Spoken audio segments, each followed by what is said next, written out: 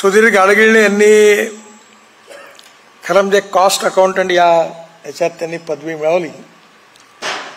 पण एक गोष्ट खरी आहे की प्रत्येक माणसाचं जे टॅलेंट असतं, कौशल्य असतं, त्या क्षेत्रात त्यांनी जर आवडीने काम केलं तर तो किती चांगलं काम करू शकतो याचं ते उत्तम उदाहरण आहे. त्यांनी हे क्षेत्र निवडलं आणि या निवेदकामध्ये, सूत्रसंचालनामध्ये देखील एक कौशल्य आहे की एखाद्या व्यक्तीला त्याची मुलाखत घेत असताना त्याला मोकळेपणाने बोलकं कसं करणं ही एक कला आहे. आणि या कलेमध्ये अनेक प्रकार आहेत. विशेषतः टीव्हीवर किंवा आता वर्तमानपत्रामध्ये अनेक वेळा ओपन मुलाखती होतात. आणि आपला देश लोकतांत्रिक देश असल्यामुळे सगळेच प्रश्न विचारण्याचा त्यांना अधिकार पण आहे. पण काही काही लोक मुलाखती घेत असताना ते क्रिमिनल लॉयर सारखे प्रश्न विचारत असतात. समोरच्या माणसाला कसं कमी लेखता येईल, त्याच्या एखादी उणीव असेल ती कशी एक्सपोज करता येईल यात त्यांचं कौशल्य पणाला लावतात. सुधीरने या 4000 मुलाखती घेतल्या असतील, पण या सगळ्या मुलाखतीमध्ये सुधीरने एखाद्याला दुखवलेला आहे, एम्ब्रॉसिंग पोझिशनमध्ये आणलेला आहे असं एकही घटना नाही. हे सुधीरचं वैशिष्ट्य आहे. म्हणजे ऑपरेशन पण झालं पाहिजे पण रक्ताचा थेंब पण आला नाही पाहिजे, हे ते कौशल्य आहे. 2000 साली बाळासाहेब ठाकरेंची त्यांनी मुलाखत घेतली. मला आठवतं अनेक वेळा माझ्या 3-4दा मुलाखती झाल्या. मुलाखतीमध्ये अतिशय कौशल्याने त्यांनी प्रश्न विचारलेत, पण कुठे असं खाली लेखण्याचा प्रयत्न नाही केला. हा त्यांचा उमदा स्वभाव होता, सुस्वभाव होता. याचा अनुभव अनेक लोकांनी घेतला. त्यामुळे त्यांच्याबरोबर मुलाखत देण्याचा एक वेगळा आनंद मुलाखत करायलाही होता. आणि याचं कारण असं की उपजतच माणसामध्ये,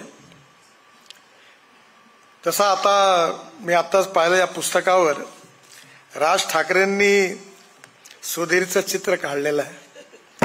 आता ही उपजतच कला आहे. असं म्हणतात की काही गोष्टी हेरिडिटरी असतात आणि काही गोष्टी अशा असतात ज्या प्रयत्न करून विकसित केल्या जातात. सुधीर मधला जो कलाकार आहे हा उपजतच कलाकार आहे आणि त्यामुळे त्यांच्या मुलाखती कधी कंटाळवाण्या नाही झाल्या. आपला महाराष्ट्र अतिशय सौभाग्यशाली देश आहे, आम्हा राज्य आहे, कारण आपली मराठी भाषा ही खूप समृद्ध आणि संपन्न आहे.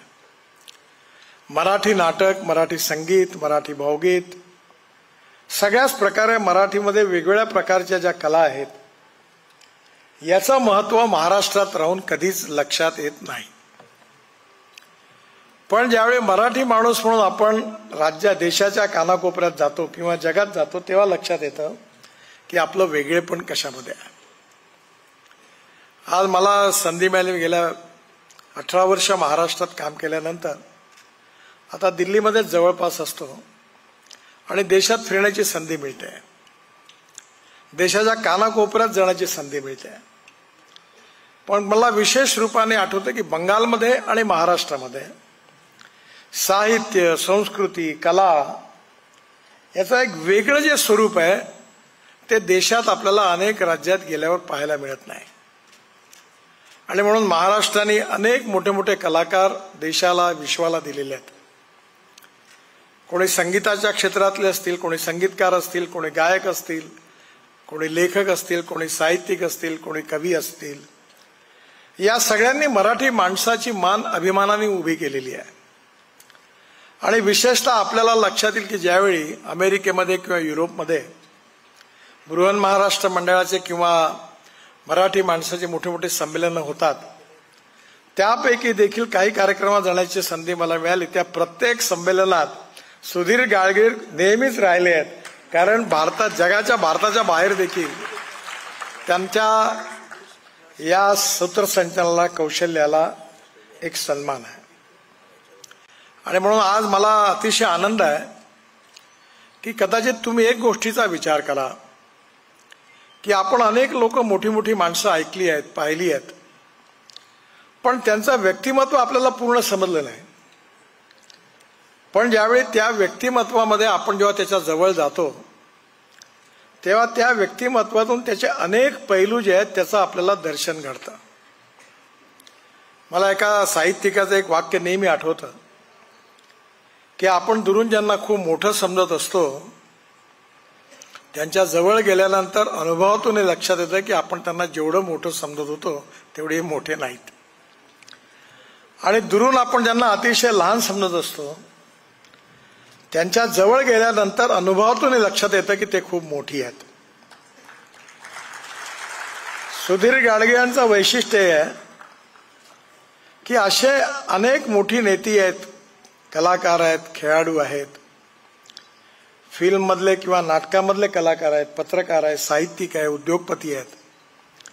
या प्रत्येकाच्या जीवनामध्ये लोकांना दिसणारं त्यांचं व्यक्तित्व, कर्तृत्व आणि नेतृत्व आणि त्यांच्या व्यक्तिमत्वात छुपलेला त्यांचा स्वभाव, त्यांची गुण, हे खरं म्हणजे कळणं खूप कठीण आहे आणि ते जवळ गेल्याशिवाय लक्षात नाहीत. मी मुंबईमध्ये मागच्या 1-1.5 महिन्यापूर्वी अमिताभ बच्चन आणि मी दिवसभर आमच्या रोड सेफ्टीच्या एका कार्यक्रमाचं शूटिंग करायला गोरेगावात होतो. प्रसून जोशींनी सगळं लिहिलेलं होतं आणि एकेका पार्टमध्ये तो कार्यक्रम होता. त्यावेळी एक छोटी 2 लहान मुलं-मुली, मुलगा आणि मुलगी स्टेजवर येतात. तर स्टेजवर आल्यानंतर मी बसलो होतो. आता स्वाभाविकपणे माझ्याकडनं कदाचित चुकलं असेल की ते आल्यावर मी उठून उभं राहायला पाहिजे होतं. तर मी उठून उभं राहिलं नाही, पण माझ्या आधी अमिताभ बच्चन उभे राहिले आणि त्यांनी त्या मुलांचं स्वागत केलं. मला लक्षात आलं, मग मी उभा राहिलो आणि मग मी त्यांचं स्वागत केलं. सहृदयता, दुसऱ्याबद्दलचा सन्मान, नम्रता, शालीनता, सहजता, ह्याही गोष्टी काही वेगळ्या आहेत. आणि या वेगळ्या गोष्टी केवळ आपल्याला कथानकातून किंवा त्या व्यक्तीबद्दलच्या लोकांनी वर्णन केलेल्या माहितीतून कळत नाहीत, पण मुलाखतीतून आणि त्या प्रसंगातून त्या कळतात.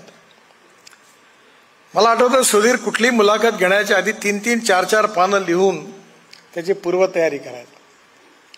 कधी कोणते प्रश्न विचारायचे आहेत आणि मुलाखतीच्या आधी विचारायचा की काही एखादा प्रश्न तुम्ही मी असे विचारला, काय अडचणीचा असेल तर मला सांगा.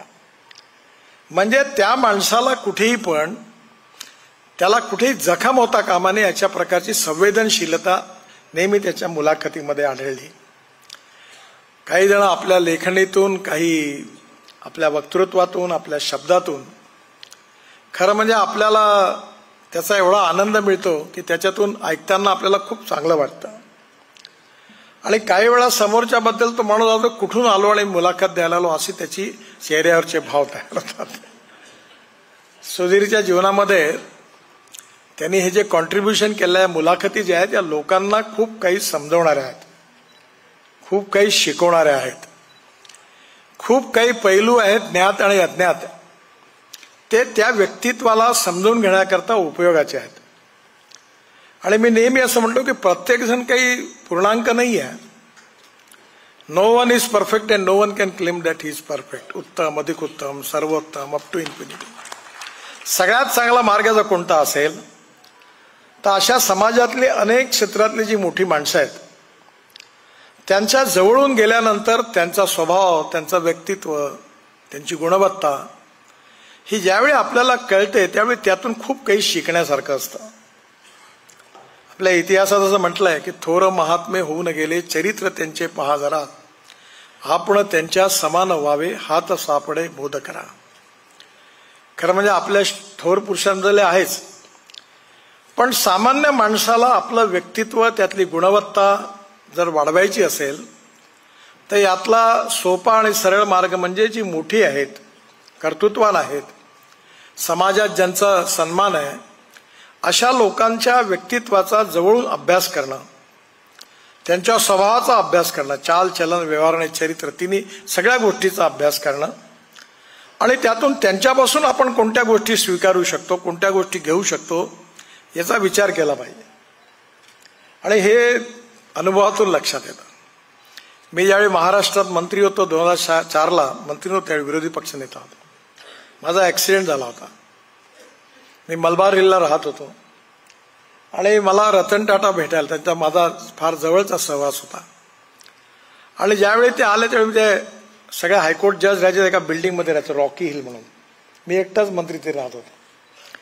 त्यामुळे रतन टाटा मला भेटायला आले आणि ते रस्ता विसरले. तर त्यांनी मला फोन केला की नितिन, मुझे आपका घर नहीं मिल रहा है, मतलब आपके ड्राइवर को फोन दो. Nitin, I don't have driver. मी म्हटलं काय? म्हणजे आई डोंट हैव ड्रायव्हर, मी गाडी चलाव. आणि मग ते रस्ता मी त्यांना सांगितलं आणि माझ्या घरी आले. म्हणजे एवढा मोठा माणूस पण डाऊन टू अर्थ आणि किती नम्र, किती शालीन हे मी जवळून त्यांना पाहिलं. नाही तर छोटंसं पद मिळाल्याबरोबर साला मैं तो साहब बन गया, साहब बन के कैसा तन गया. लगेच पोस्टर, बॅनर, याचे सत्कार, त्याचे सत्कार, गळ्यात हार. मला कळत नाही. आणि आमच्या क्षेत्रात तर हे पटकन चाललं जातं. आम्हाला सगळी पद टेम्पररी मिळतात, परमनंट नाही.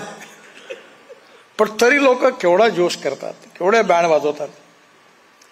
याचा आणि नेतृत्वाचा काही संबंध नाही. मी माझ्यावर विश्वास ठेवा, मी आजपर्यंत आयुष्यात 1 रुपयाही माझं पोस्टर लावायला खर्च केला नाही आणि करणार नाही. आणि 45 वर्षात नागपूरच्या एअरपोर्टवर मी येतो आणि जातो तर मी नाही म्हणायचो माझ्या स्वागताला कुत्राही येत नाही. पण इतक्यामध्ये मी Z+ असल्यामुळे कुत्रा मात्र यायला लागला. याचा काही संबंध नाही आहे. पण या सगळ्या गोष्टी आपण जेव्हा मी जॉर्ज फर्नांडिसांना बघितलं, त्यांच्याबरोबर मला अनुभव आला की एवढा मोठा माणूस, प्रामाणिक माणूस, किती नम्र. त्यामुळे सुधीरचं सगळ्यात मोठं वैशिष्ट्य आहे की या 4000 लोकांचं जे व्यक्तिमत्व त्यांनी खुलवलेलं आहे त्यांच्या मुलाखतीतून, त्या पुस्तक रूपाने त्यांनी केल्या आहेत प्रकाशित. पण मला असं वाटतं की कुठेतरी त्या मुलाखती पुन्हा एकदा टेक्नॉलॉजीचा उपयोग करून त्या पुन्हा एकदा नवीन पिढीला दाखवल्या पाहिजे. कारण जे काल आहे ते आज नाही, आज आहे ते उद्या नाही. कालाय तस्मै नमः. आणि पिढ्यांमधलं अंतर खूप मोठं आहे. आमच्या काळामध्ये तरुण असणारे सुधीर गाडगे आता 75 वर्ष पूर्ण करत आहेत. तसं वर्ष जरी पूर्ण करत असले तरी ते तरुणच आहेत मनाने, स्वभावाने. आणि त्यामुळे आपल्या सगळ्यांना मध्ये ही गोष्ट आहे की आशा भोसले कशा होत्या, बाळासाहेब ठाकरे कसे होते. आता हे सगळ्या अनेक काळात बदलत असतात आणि बदलही स्वाभाविक आहे, हा निसर्गाचा नियम आहे. त्यामुळे या जुन्या व्यक्तिमत्वांपासून खूप काही शिकण्यासारखं आहे. आणि सुधीर गाडगे यांनी ज्यांच्या मुलाखती घेतल्या तो प्रत्येक माणूस वेगळा आहे. मला आठवतं बाळासाहेब ठाकरेंच्या जवळ राहण्याची मला संधी मिळाली. त्यांच्या स्वभावाचे अनेक कंगोरे बघायला, जवळून बघायचे मिळाले. एकदा बोलत असताना ते मला असं म्हणाले, नितीन, अरे मासा पाण्यामध्ये असतो, त्याच्या डोळ्यातून जरी पाणी निघालं तरी पाण्यात ते मिसळून जातं, ते कुठे लोकांना बघायला मिळतं. त्यांचं वाक्य साधं होतं पण त्यातलं दुःख खूप मोठं होतं. आणि म्हणून सुधीर गाडगे यांनी त्या माणसाला आपण ओळखतो त्याच्या पलीकडे जाऊन, त्याच्या अंतरंगात जाऊन त्यातल्या चांगल्या गोष्टींचा उलगडा आपल्या मुलाखतीच्या कौशल्यातून केला आणि त्या व्यक्तिमत्वांना बोलतं केलं.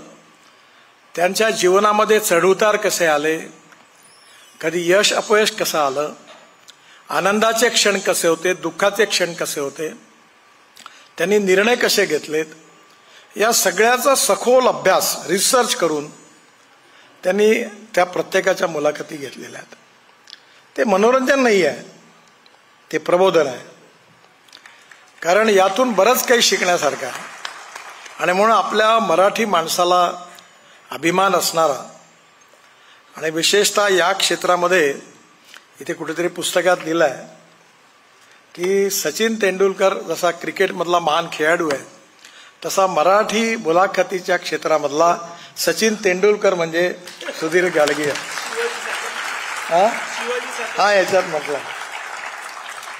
आणि म्हणून अशी चौफेर टोलेबाजी जी आहे मुलाखतीची ती 75 वर्ष जरी पूर्ण केली असली तरी 100 वर्ष पूर्ण करण्याकरता पुन्हा आम्ही येऊ. म्हणजे मलाही त्यातून 100 वर्ष जगण्याची संधी मिळेल, तुम्हालाही मिळेल.